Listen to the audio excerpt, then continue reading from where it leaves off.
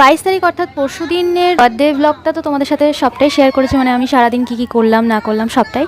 তো কালকে ছিল আমাদের ক্লাসে পিকনিক, সবাই মিলে করেছি আমরা। তো ওখানেই হঠাৎ করে আমাকে সারপ্রাইজ দিয়েছে সবাই, আমার বার্থডে সেলিব্রেট করেছে সবাই। আমি ভীষণ আনন্দ পেয়েছি, সেটাই তোমাদের সাথে শেয়ার করলাম। সবাইকে অনেক অনেক অনেক থ্যাংক ইউ।